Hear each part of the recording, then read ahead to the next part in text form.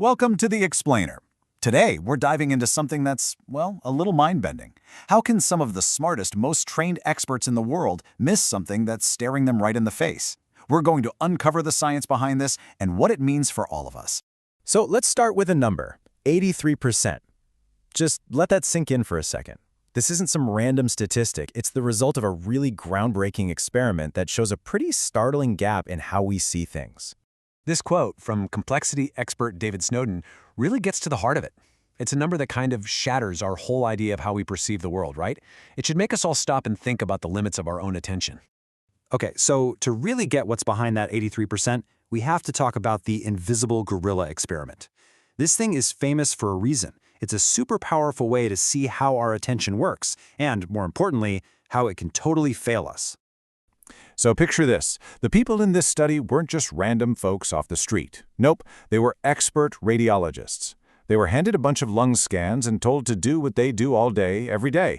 Hunt for cancer nodules, look for anything out of the ordinary. This is their bread and butter. But here's where it gets wild. On the very last X-ray, the researcher snuck in a picture of a gorilla. And not a tiny one. It was 48 times bigger than a typical cancer nodule. The result? Absolutely jaw-dropping. 83% of these experts, they didn't see it. And get this, the 17% who did see the gorilla, they started to think they were crazy after talking to everyone else who missed it. So what on earth is going on? I mean, how do highly trained professionals miss a giant gorilla? The answer isn't about how smart they are. It's about how all of our brains are fundamentally wired. There's a name for this, and it's called inattentional blindness. Basically, when you're super focused on one thing, like looking for tiny cancer spots, your brain literally filters out other stuff in your vision, even if it's huge and obvious. You know, this actually goes way back. It's an evolutionary thing. Our brains are built for speed, not for a perfect, detailed analysis. Think about it. Back on the savannah, if you saw something big and fast coming at you, you didn't stop to analyze its fur pattern. You just saw danger, run. It's a first-fit pattern match. Our brains are hardwired for that kind of quick and dirty decision-making. And this quote really drives it home. We make massive decisions based on like 5% of the information available to us. This completely flies in the face of how we think we make decisions, calmly weighing all the evidence. For the radiologists, a gorilla just didn't fit the cancer nodule pattern they were looking for. So poof, their brains just edited it out. Okay, so let's zoom out a bit. If one expert can miss a gorilla, what does that mean for a whole company or a government? What happens when you're dealing with a really complex problem? Yeah, think about any major crisis or failure. After the dust settles, everyone looks back and says the same thing. Why didn't we connect the dots? With hindsight, it always looks so obvious, doesn't it? The warning signs were all there, so why did we miss them? Well, the math behind complexity theory gives us a pretty stark answer. If you have just 4 pieces of information, 4 little dots, there are 64 different ways you could possibly connect them. But what if you have 10 dots? The number of possible patterns just explodes. We're talking over 3.4 times trillion possibilities. And that's why trying to connect the dots ahead of time is basically impossible. So here's the bottom line. Looking back gives you this illusion that everything was predictable. The right path seems so clear in retrospect, but when you were looking forward, it was just one of trillions of possibilities.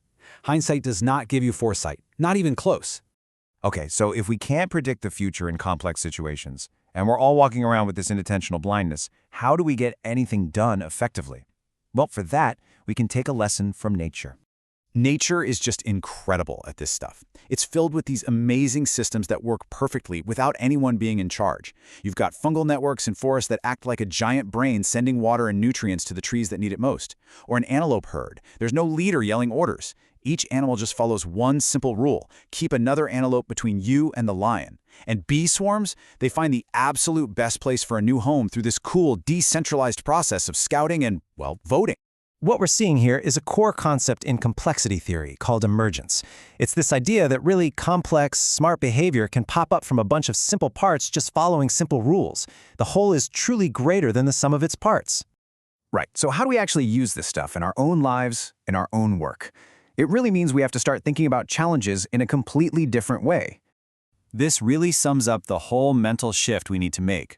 We have to move away from trying to predict and control everything and instead learn to sense and respond. Instead of trying to connect the dots after the fact, we have to learn to manage patterns as they show up.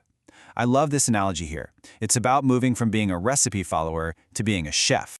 Think about it. Someone just following a recipe is stuck, right? If they're missing one ingredient, they can't make the dish. But a chef? A chef understands the principles of cooking. They can look at what they have available and create something amazing. In a complex, unpredictable world, we all need to be more like the chef. And being a chef also means understanding something called obliquity. It's a fancy word for a simple idea. Sometimes, the best way to solve a big, complex problem is to come at it sideways, not head-on. Here's a fantastic real-world example of that.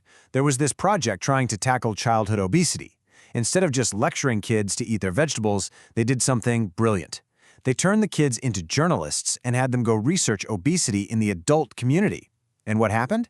By studying the problem indirectly, the kids started changing their own habits, and they even got their parents to change too. The impact was way bigger than any direct campaign could have been.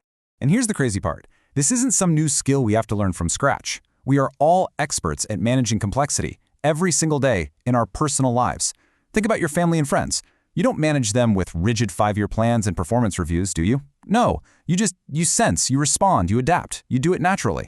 And that leaves us with this one big nagging question.